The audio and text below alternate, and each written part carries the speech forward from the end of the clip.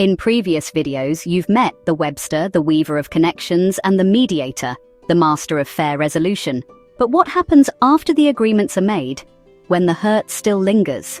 That's where the Peacemaker steps in. The Peacemaker is a harmony seeker whose presence can transform tension into trust. If you've watched the earlier videos on the Webster and the Mediator, you'll notice the Peacemaker shares their desire for connection and resolution, but approaches it in a unique and deeply restorative way. The Peacemaker's gift is emotional reconciliation. While the Mediator might sit at the negotiation table, weighing fairness and logical solutions, and the Webster works quietly behind the scenes to weave bonds before conflict even arises. The Peacemaker often arrives after the storm has passed. Their focus is on healing the wounds that remain, not just solving the problem on paper. Peacemakers have been with us throughout history. We see them in figures like Mahatma Gandhi, Nelson Mandela, and in indigenous elders who guide communities back to balance. Spiritually, they appear as sages or healers, those who carry the wisdom to mend fractured relationships.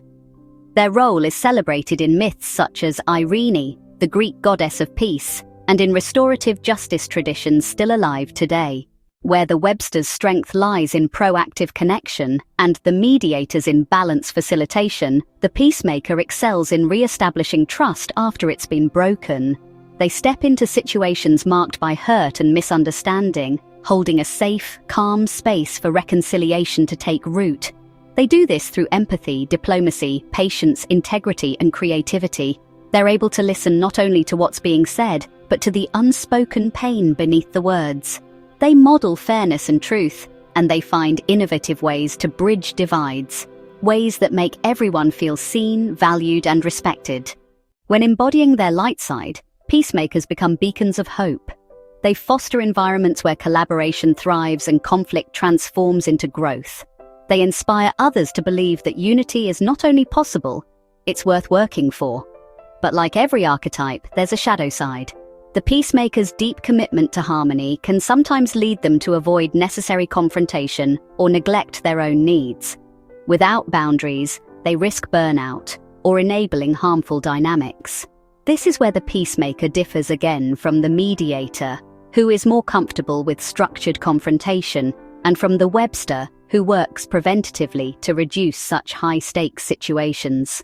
Peacemakers are called when wounds remain open. They guide reconciliation after disputes, helping people move beyond the practical solution toward genuine healing and renewed connection. You may find them advocating for restorative justice, facilitating communication workshops, or simply modeling a peaceful response in everyday interactions. Their influence ripples outward, encouraging others to handle conflict with empathy and respect. The Peacemaker's life purpose often centers on fostering understanding and creating safe spaces for healing. In a divided world, their work is nothing short of essential. By restoring trust and tending to the emotional aftermath of conflict, they remind us that peace is more than an agreement, it's a state of heart. If this reflection on the Peacemaker archetype resonated with you, I'd love to hear your thoughts. When you think of a Peacemaker in your own life, who comes to mind? And what impact did they have on you? Have you ever been in a situation where trust needed to be rebuilt after a conflict? What helped the most? In your view, what's the hardest part about restoring peace once an agreement has been reached? Let me know your thoughts in the comments. Your insights might be just what someone else needs to read today.